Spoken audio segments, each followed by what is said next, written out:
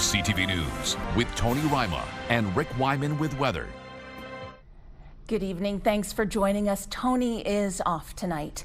Weather is our top story today. We've seen some messy precipitation over the past 24 hours. Let's bring in CTV's Amanda Hicks filling in for Rick Wyman for your first check on weather. And Amanda, everyone wants to know if we should be bracing for more. Thanks for that, Angela. Yes, you said it right there. Like, what a 24 hours we have seen. Absolutely. To answer your question, yes and no, depends on where you are in our broadcast region. The big question is there's still weather alerts still in place, snow squall warnings, winter storm warnings, freezing drizzle warnings, a whole mess that's going to continue into the overnight hours. By the time Tuesday wraps up, things are going to be looking a little bit better. We just have to get to that part. And I'll have more details coming up a bit later on in the show. But for now, Angela, I'm going to send it back to you. Thanks, Amanda. The significant storm has covered all of Northeastern Ontario. However, each major city seems to have gotten a different part of the system with varying impacts to all of Timmins, Sudbury, North Bay and the Soo. CTV's Corey Nordstrom has more. As far as pure snow accumulation, Sault Ste. Marie was technically the hardest hit by the ongoing winter storm. In speaking with Environment Canada's Jeff Coulson, he noted that this system has affected each northern city in unique ways. On the west side of the storm, the Soo. At least 43 centimeters on the ground, and that was only measured as of about 8 o'clock this morning. There's been so much blowing snow that it's been difficult to get really accurate accumulation measurement. Further east in Sudbury, roughly 34 centimeters of the white stuff touched down before the area was thrown a curveball by Mother Nature that's also impacting North Bay. Greater Sudbury up towards Timiskaming Shores has now gone over to freezing rain, and that's cutting down the snow accumulations there. North Bay actually over to rain. They're just above the freezing mark. As the day progressed, folks up north also got in on the fun. It wasn't too bad initially in Timmins, Cochrane, and Kapuskasing. They were kind of on the northern edge of the storm during the overnight hours. But now some of the heavier snow has moved into those areas too. A number of services were shut down in both the Soo and Sudbury, including transit, schools, and city buildings. For public works staff in the Soo, it was a way to promote safety while having fewer vehicles on the road while they cleaned up. We're prioritizing the arterial and collector roadways first and then working our way into the subdivisions. We also were fully staffed to handle all the sidewalk plowing and sanding requirements as well. There is some pretty high winds right now, so there is some drifting snow that's causing us a little bit of operational challenges, but we are doing our best to keep the city moving. Despite the snowfall, the winds were the driving force in the Soo, at one point leaving many without power. This morning in the West End, due to the high winds, we had some trees fall on power lines, which caused an outage. Just over 2,000 people were impacted. It was within just under 2 hours. The crews were able to get out there, successfully repair it, and get power back for everyone impacted. Coulson says the storm will soon leave the northeast as it heads toward Quebec, though, to add insult to injury, he anticipates northwesterly winds off of Superior could bring lake-effect snow for the Soo and Batchewa Bay area into Tuesday morning. Corey Nordstrom, CTV News. Several highways are still closed at this hour due to the weather and road conditions. Starting in the east end of the region, Highway 11 from North Bay to Hearst, Highway 144 from Sudbury to Highway 101, Highway 129 from Highway 554 to Highway 101. In the north, 101 is closed from Folliet to Highway 17. And we'll have more on the storm coming up later in our show, but we turn to other news now. Provincial police are investigating a fatal weekend crash in Cochrane involving a snowmobile and a commercial vehicle. OPP say a 19-year-old from Vaughan died after his snowmobile collided with the commercial motor vehicle Saturday morning. It happened at the intersection of OFSC Trail A and 2nd Street. This was the second fatal snowmobile collision in Northern Ontario on Saturday morning. A 65-year-old Wawa resident died after a single-vehicle snowmobile crash on Perry Lake, northeast of Wawa. That crash happened around 1 a.m. early Saturday. Police say the driver died at the scene, and you can read more on this story on our website, CTV News Northern Ontario.ca. Police in Timmins are investigating a homicide after a weapons complaint on Dwyer Avenue over the weekend. One person was shot Saturday and has died from their injuries. The suspect and victim are believed to have known each other. Police are looking for dash cam or surveillance footage for the area between Father Costello Drive and Highway 101 to Spruce Street between the 12:30 and a.m. Saturday morning, March 14th time. To Sudbury now, where 2 people were arrested after an hours-long standoff in the community of Valcaron. Around 5:30 Saturday morning, police responded to a report of an armed robbery at a gas station on Municipal Road 80. The suspects were gone when police arrived, and they called in the K9 unit to help track the suspects to a residence on MR 80. Police contained the scene and shortly after 11 a.m. arrested 2 people. Police have not said what charges are pending. And a family of 4 has been displaced after a fire tore through a home in Albin over the weekend. French River fire officials say the blaze occurred off Highway 64 late Friday into the early hours of Saturday morning. No injuries were reported and the cause of the fire is under investigation. Officials say the home is considered a total loss. Indigenous Services Minister Mandy Galmasti toured the Northern Ontario community of Kashechewan today. A state of emergency was declared there well over 2 months ago after contaminated water led to a widespread outbreak of a waterborne illness. CTV's Alex Karpa reports. I'm inside the water treatment plant in Kashechewan First Nation in Northern Ontario. The community declared a state of emergency at the beginning of January when issues arose from this water treatment plant, which forced an order for folks in the community not to use tap water. Hundreds were forced to evacuate their homes, sent to other communities across the province, and they have not been able to return home since that time. Indigenous Services Canada Minister Mandy Galmasti was in community today speaking with leadership and members about the issues that continue to plague this community. I'm trying to make sure that they have the resource that they need. We're here to focus on mobilizing them, on keeping people secure, giving them the supports that they need. This can be an extremely traumatic process. While conversations are happening and work is being done to fix the issues in the community, it's expected that the folks who are forced to evacuate may not be able to return home for another 2 months. Alex Karpa, CTV News, Kashechewan First Nation in Northern Ontario. The extreme weather is impacting some local hospitals in our region. CTV's Madison Marier has more. Snow accumulation and freezing rain has impacted Health Sciences North's operations. But what we have done is we have canceled all non-urgent services for today and non-urgent clinics, elective surgeries, anything that could be put off, we would basically cancel that and reschedule it for another day. And as of this point today, we've also made that decision for tomorrow. However, Timmins and District Hospital remains fully operational. With having just gone through this between Christmas and New Year's, I think we were better prepared to understand what the impact was going to be to staffing, so we were ready for it. Both hospitals have had to make adjustments to services. We looked at increasing staffing whenever possible. We do have a lot of nurses working in non-traditional roles across the organization, so be ready to come in and put on your uniform should there be a need. We have had a number of staff that have managed to come in very unique ways. So we've heard of lots of stories of staff carpooling with one another, picking each other up, going to dig each other out of driveways. People are snowshoeing into the office, snowshoeing into work.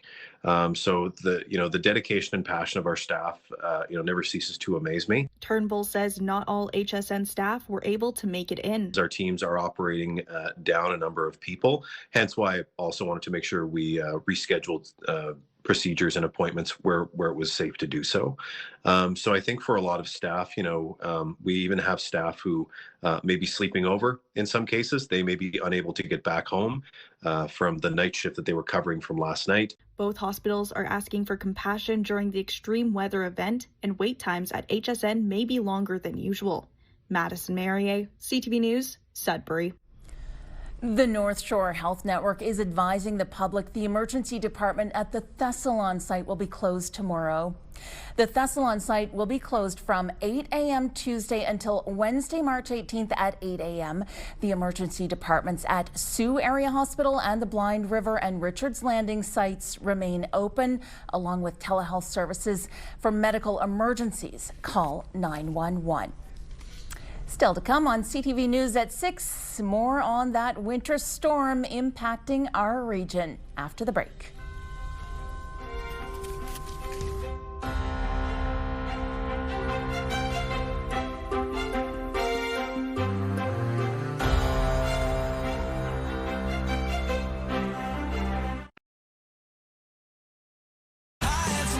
Pure Country 91.7. Texas, I can tell. Sudbury's home for the best country music. Listen for your chance to win $50,000 with Pure Country's big $50K payday. Well, many of our reporters were snowed in today as Sudbury got hard hit by that winter storm. CTV's Lindsay Aylett gives us a look at whitefish this morning. Lindsay Aylett here in Whitefish, and I just wanted to show viewers how bad the situation is here. As you can see behind me, there is quite a bit of snow in my driveway. My husband just finished plowing and, well, started plowing, I should say, and we probably have about 2 feet of snow in our driveway alone, and he thinks that there's about 1.5 feet on the roadway. He reported to me, checking out our neighborhood, that he found a city snowplow that had been kind of turned on its side and was stuck on a side street here in Whitefish, that there are several trucks that have been stuck, including plow trucks. I've also been chatting with people in Sudbury and heard from one woman that told me that her husband, who's a police officer, actually had to walk several blocks so that he could be picked up in a police cruiser to get to work today. And also that she knows somebody who works at the hospital that took snowshoes just so they could make it into work. And CTV Northern Ontario's 11:30 anchor Ian Campbell has more from his home in Noelville. The sun has finally made an appearance. It is a welcome sight given everything this region has been through, the last being a rainfall warning. It has been on and off rain throughout the course of the day. Before that, it was freezing rain. French Riverites also waking up to probably about at least 30 centimeters of snow that the Environment Canada forecasters were calling for. So it has been a hot mess down on most of the area roads. Now, Hydro One also dealing with a power outage affecting most of this community. The reason being they are still trying to figure out, and there's no word yet on when at least 2,500 customers will all be back with their power on. One of the big issues has been the freezing rain weighing down the pine trees. I don't know if you can see some of them behind me. The wind keeps whipping up and I can hear ice just crashing to the bottom. That's been no doubt likely weighing in on some of the power lines in the area.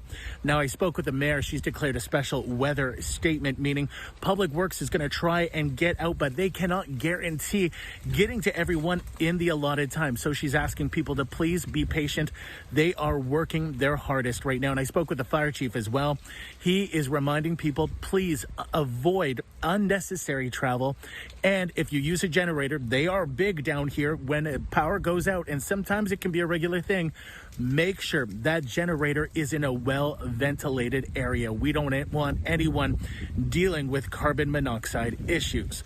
Now, at this stage, the weather area is still under a rainfall warning. All of this rain, there's nowhere really for it to go since all of that snow. The sun is really not going to melt it in time. That is likely going to freeze. It's still going to make the roads quite treacherous. So if you have to be out, please be careful. Ian Campbell, CTV News, Noelville. Now, this storm left many people in small and large communities across our region digging out. In Espanola, public works crews, snowblowers and shovels are working overtime. CTV's Alana Everson reports. Bill Goodward was busy Monday morning, digging out from the storm. A combination of snow and freezing rain, making it tough going. Well, I just started it, and I hope to hell I'm finished before dark. Excuse the language, but... All kidding aside, the 76-year-old says he won't forget this storm. Well, I've been around a few years, and as far as I'm concerned, it's one of the worst I've ever seen. I can't remember one in the nearest 20 years that'd be close to this. Most businesses were closed on Monday, given the treacherous conditions. On Tudhope Street, we found a crew who may have sore backs with so much heavy snow coated with ice to move. I mean, with the amount of snow that come down, mixed with, we had freezing rain at one point and ice pellets, so now we got a hard packed snow with some hard crust on the top, and just got to slog away and just keep shoveling. The town of Espanola says the declaration of a significant weather event will continue until further notice. The storm prompted an orange weather warning by Environment Canada, and it delivered. Well, it's definitely the worst storm we've seen this season. It's the worst storm we've seen in a long time here. And right now we're just working on the bank here behind us, trying to clear the doorways, get that going. And it's a slow process this morning. Very happy we didn't lose power. I heard places on Manitoulin Island did, so we got lucky. For people cleaning up after the significant storm, spring can't come soon enough. Well, yeah, gardening, but I can't see anything till the middle of June like this. The town says the heavy snow has narrowed streets, and the plan is to wing back snowbanks, to widen roads, and then replow for safe travel. As this happens, driveway entrances may be filled in again, and residents should plan accordingly. Alana Everson, CTV News, Espanola. The city of Timiskaming Shores has some tough decisions to make. The biggest one, does it want to keep all of its existing municipally owned buildings? In a recent review of the asset management plan, staff recommended disposing of 6 buildings, which have a combined market value of almost $3.7 million. They include Buck Park Campground, the building maintenance shop, Bunn Eckensviller Community Hall, Haileybury Food Bank, Haileybury Medical Center, and the new Liskard Marina. A bylaw requires them to seek public input before a decision is made. Mayor Jeff Laferriere says there's a lot to consider, including costs. When we look at accessibility and some of the buildings that we do own, when you look at bringing buildings up to that accessibility standard, you can throw a lot of money, at that. Staff are expected to return to Timiskaming Shores Council later this year with a detailed report. The Navy League Cadet Corps Newman of Sault Ste. Marie has returned to the parade square after 5 years. The crew attended the Aurora Squadrons competition recently, showcasing their skills in 3 seaworthy disciplines. They placed 3rd in seamanship, which includes challenge with knot tying and other skills. They placed 2nd in semaphore, which uses flags to communicate, and they came in 1st in drill, which showcases unified marching and complex movements. Congratulations. Back now for a check on the current conditions, the story everybody's talking about. Here's Amanda Hicks. Thanks for that, Angela. Absolutely. And spring can't come soon enough. I think a lot of our viewers would agree with that statement right there. Still have those weather alerts still in place, going to continue into the overnight hours in Sault Ste. Marie in particular. Another 10 centimeters of snow expected overnight. But the good news is it will taper off by the time morning comes around. We just have to get there. That's the only thing. Let's take a look at how things are looking outside your doorstep right now. Beginning in Moosonee, we've got snow falling lightly in Cochrane, cloudy skies. In Timmins, a little bit of sunshine in Kapuskasing, between -17 to -15 degrees. And then snow falling in these three communities here, Wawa, Sault Ste. Marie, and Chapleau, between -17 to -13 degrees. So still pretty cold out there. In Parry Sound, warmest community here, cloudy skies, 3 degrees. -10 in Kirkland Lake, cloudy skies in Temiskaming Shores, a bit of sunshine in North Bay, and then snow falling elsewhere, Espanola, Greater Sudbury, and Gore Bay. Angela, that was the current conditions. Thanks so much, Amanda. Next on CTV News at 6, could pepper spray become legalized in Ontario? More after the break.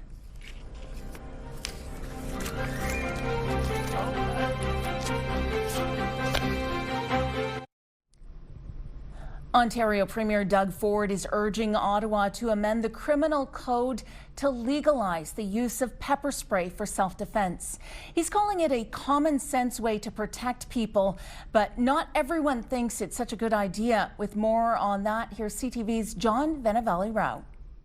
Sabre Smart Pepper Spray. Online, there's plenty of videos from American companies selling pepper spray, legal in the States and sold as a way to fend off criminals by incapacitating them. And the kind of spray Ontario's premier thinks should be available north of the border. It's a common sense way to help people, especially women in vulnerable situations, to protect themselves and their family. While it is legal to own a similar product, bear spray, which is used to fend off animals, pepper spray for self-defense against people is not allowed, designated a prohibited weapon. But the self-defense instructor says there are women who own it anyway. I know women who, from my classes, who do carry, have carried for years, have carried pepper spray, and they are aware that it's not legal to carry it. Ford says the province sent a letter to the federal government requesting the law be changed, but some think police officers won't be in favor of it. I don't think police chiefs will support it. I can't imagine the police unions will support it. I think it's a threat to policing and the safety of policing, but the bigger issue is the threat to the public. Some note bear spray is already used by bad actors to perpetrate crimes or attack innocent people. And some are concerned pepper spray could get into the hands of kids. There have been cases where sprays have gone off at school. Ultimately, the more of it that's out there and laying around people's houses or in drawers, kids are going to get. Back in 2021, Alberta's then Justice Minister also pressed for pepper spray to be legalized.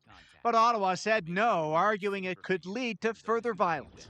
Meanwhile, the Ontario Association of Chiefs of Police say they weren't consulted and will discuss the matter with the Ford government before commenting. John Venavelli-Rao, CTV News, Toronto.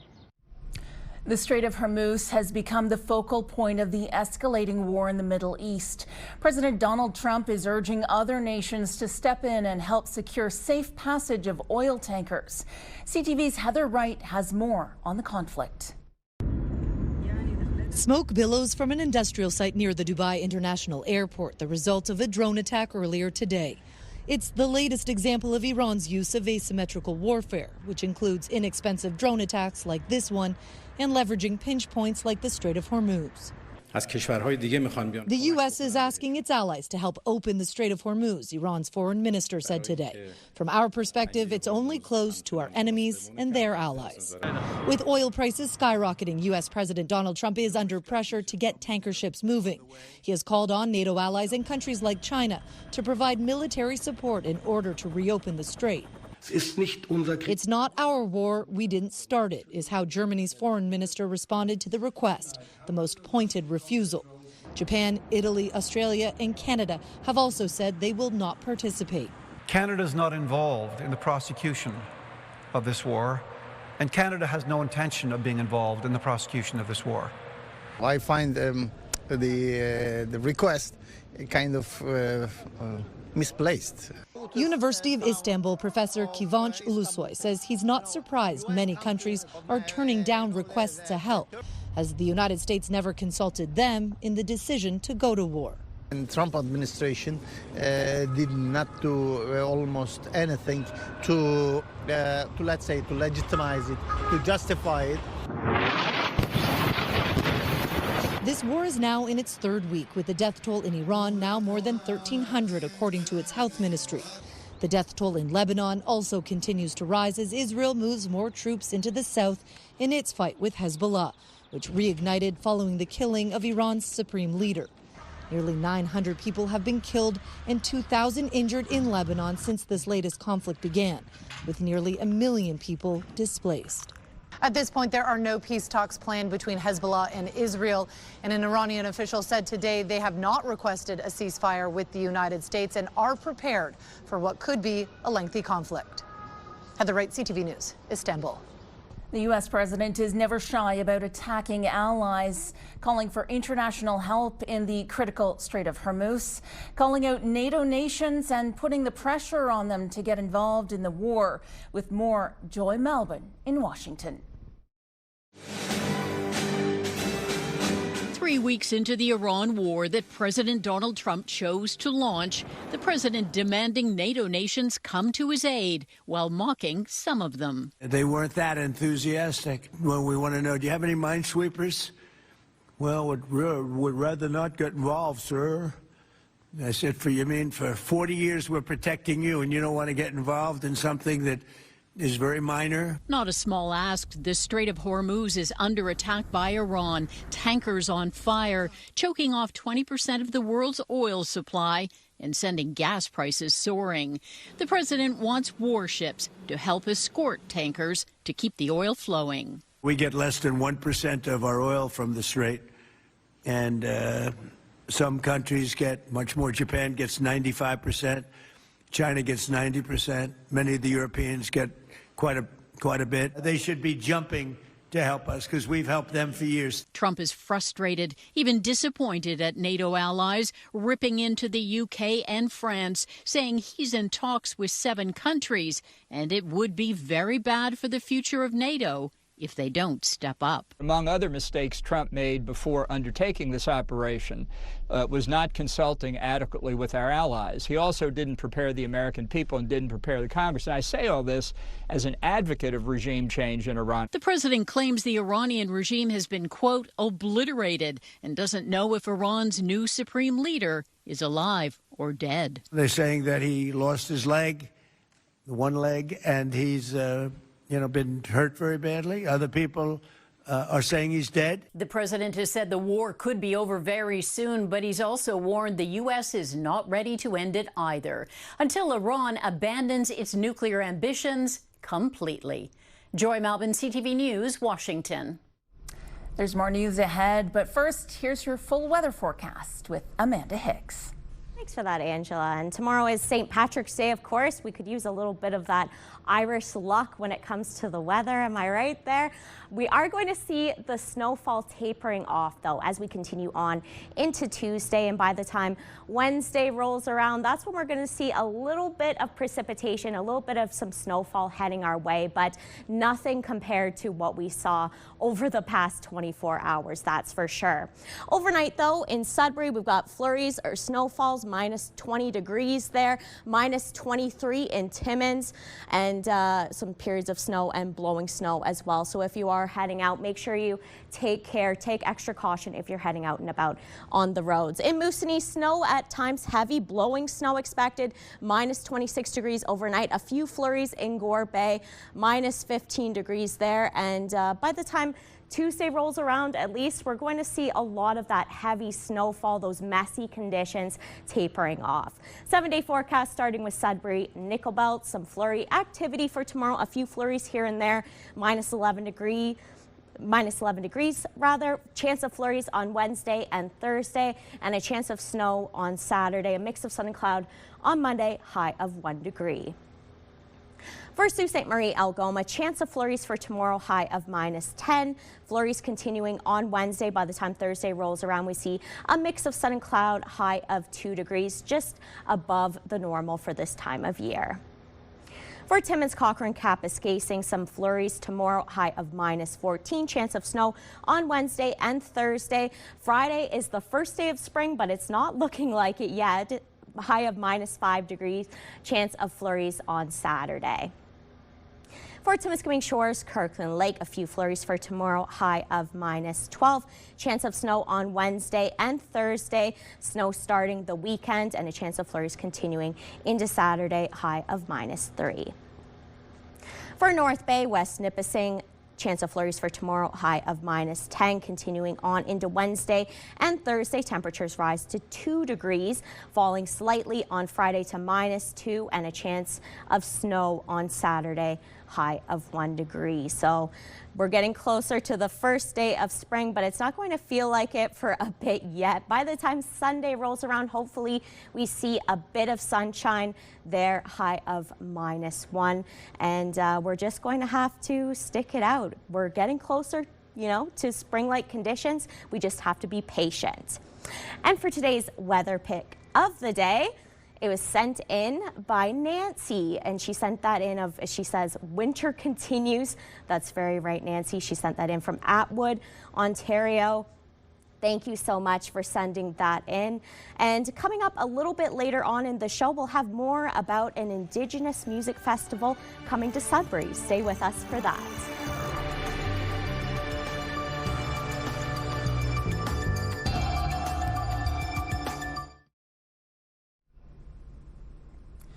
A 12-year-old Ontario girl is recovering after receiving a life-saving liver transplant from a complete stranger she found on Facebook.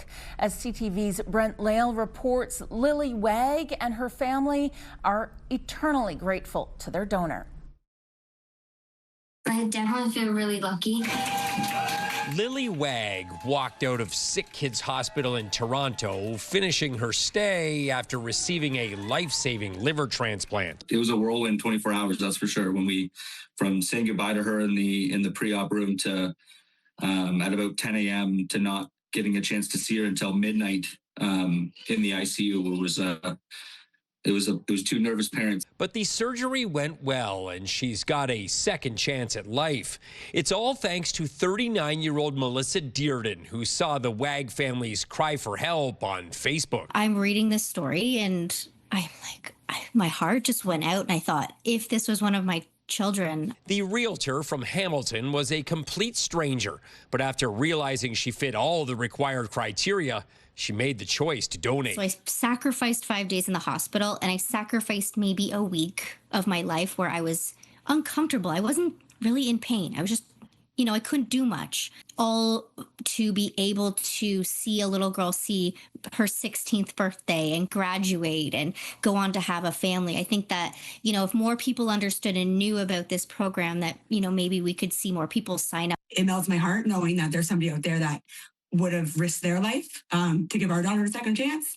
So we're forever grateful. Both Lily and Melissa are on the mend, about halfway to full recovery. Lily is hoping to leave Ronald McDonald House next week and get back to her regular routine in St. Thomas. Definitely getting back to school. I miss my friends, so that's going to be probably my main one, and baseball. That's for sure. And she's half the weight she was when she went into surgery. So it's big to see how far she's come in those 4 weeks of getting a new liver and how sick she was to now really kind of how healthy she is to standing here today. Brent Lale, CTV News. Many Canadians have been feeling the financial squeeze with housing costs, the price of groceries, and now rising gas prices because of the war in Iran. A new survey finds that 1 out of 3 people is unable to pay off their credit card bills each month, and almost half say they're living paycheck to paycheck. CTV's Pat Foran has the details. Credit card interest rates in Canada can be 20 to 24%, but some cards can be as high as 30%. It's wise to pay off your balance every month to avoid interest charges. But a new survey by Vivi Data found 36% of Canadian credit card holders carry a balance and rely on credit cards when they're short of money. And 49% feel they're living paycheck to paycheck. Grocery shopping is really difficult. It's really hard to get good quality fruits and vegetables and protein at a reasonable price. I used to be able to stay on top of my bills, have a few bucks in the bank, go on holidays. I can't do that no more. I basically work and go home. Food prices are crazy, rent is crazy, so I understand why people would be living paycheck to paycheck. Almost half of Canadians waiting for their next paycheck is concerning. And now that 49% number, feeling like they're paycheck to paycheck, That's an incredibly high number. Not paying off your credit card balance each month also makes it harder to get ahead. They will use a credit card when they can't make something, can't make some payments at the end of a month. And that just becomes, a vicious cycle. Credit counseling agencies say they're also noticing more people feeling the financial squeeze. People were stretched before this new war in Iran. The price of food, the price of housing, it's all been really, really expensive. But surprise, now you're paying an extra 16 or 20 cents a liter on gas. The survey also found 58% said they have less disposable income than before, and 71% say rising costs are reducing how much they can save. Even if money is tight, it's recommended you try to pay more than the minimum monthly payment on your credit card bill each month. When you only make your minimum monthly payment, it can take decades to pay off even a small balance. Housing debt, both rents and mortgages, as well as expensive car loans, are also putting added pressure on many Canadians. More to come on CTV News at 6. Stay with us.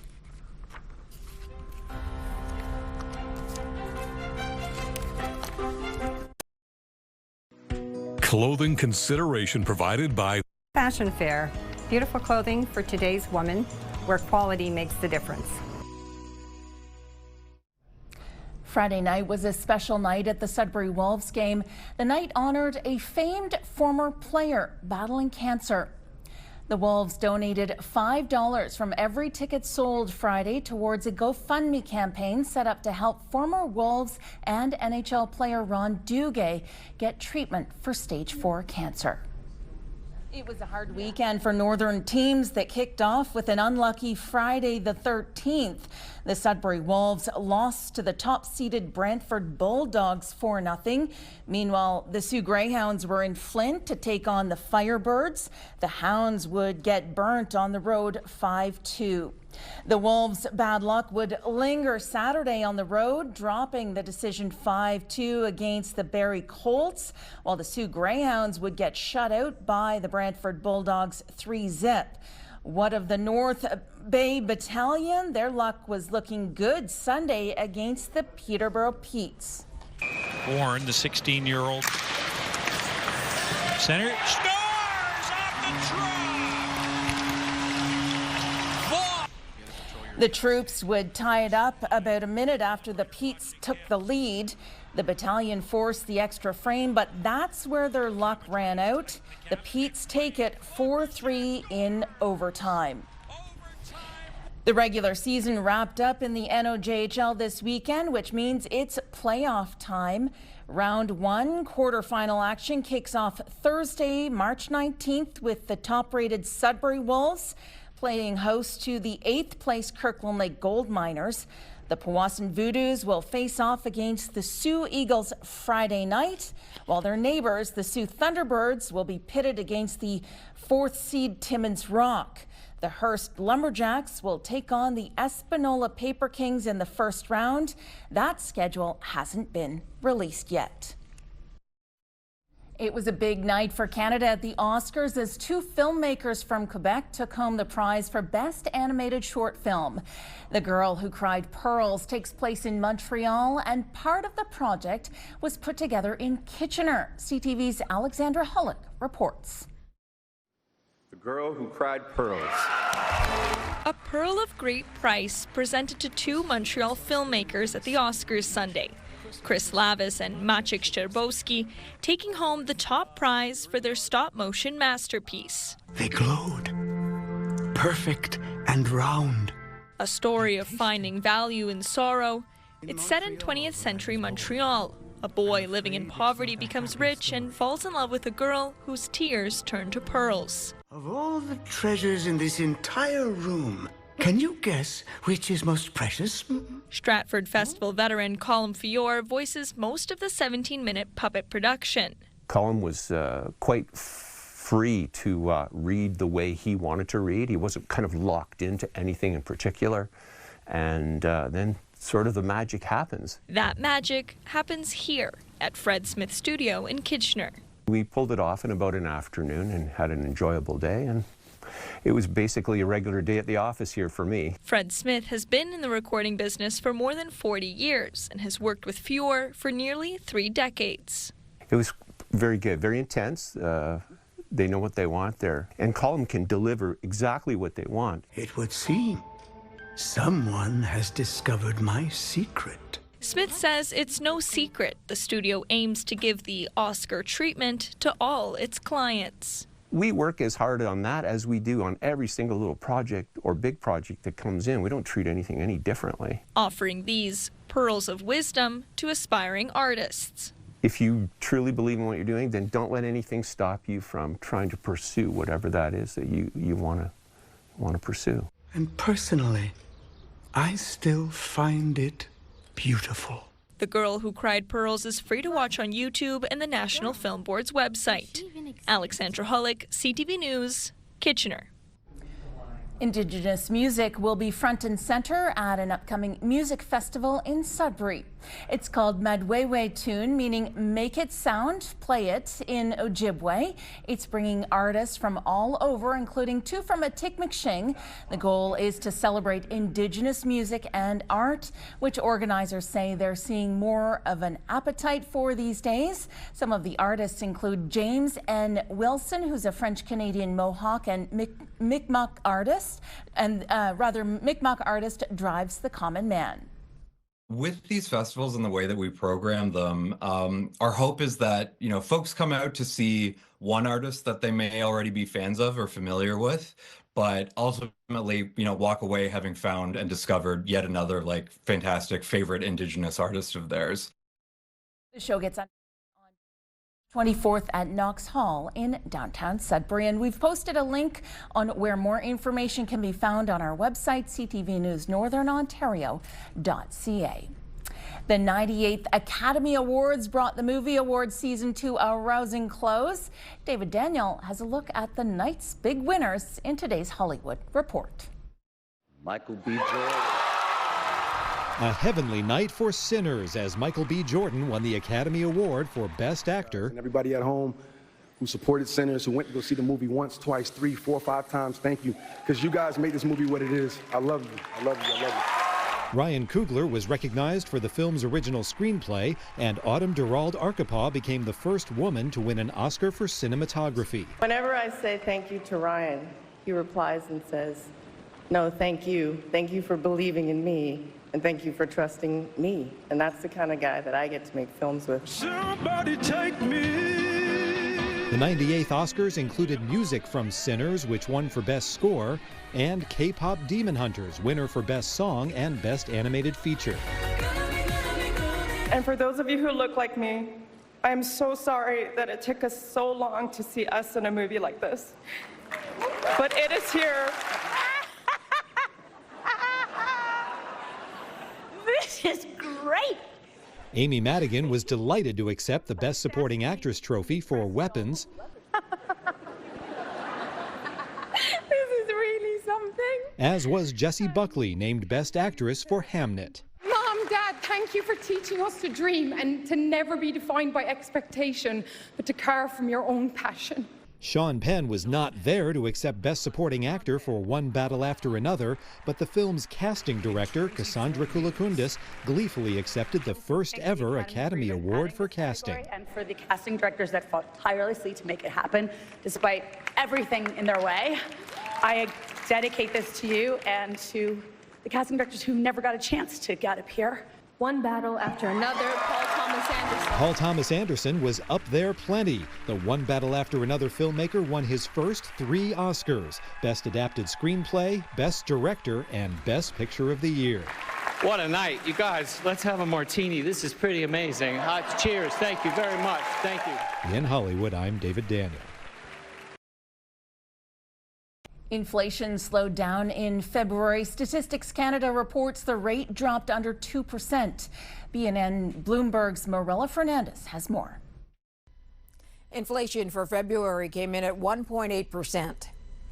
Part of the reason for that is the tax holiday that started at the end of 2024 carried through to mid-February of 2025. But experts say this could be the calm before the storm. The recent spike in energy prices will work its way into the inflation number for March. Here are the closing numbers for the day. The Canadian dollar is up to 73.10. West Texas Intermediate is down over $5 to 93.37. Western Canadian Select is up over $2 to 82.19. And the TSX gained back 334 points today. Those are your business headlines. I'm Marilla Fernandez. And here are the current prices for some key commodities we watch. Gold down $10.92, closing the day at $5,008.67 US an ounce. Silver up 27 cents to 80.84. Copper up 4 cents to 5.85, and nickel up 13 cents, ending at 7.85 US a pound. And Amanda is back now for one last look at your weather. Amanda.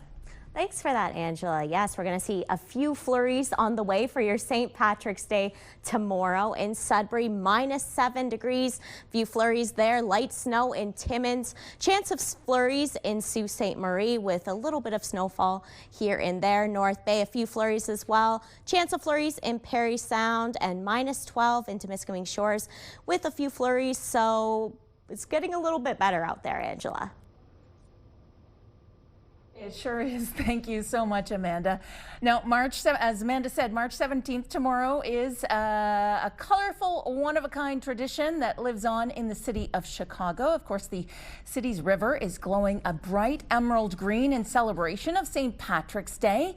The bright color, which is produced by an environmentally friendly dye, can last anywhere from a few hours to a couple of days, depending on the weather. Fantastic. That takes us to the end of our newscast. Thank you so much for watching. I will be back with you at 11:30. I will see you then. Have a good night.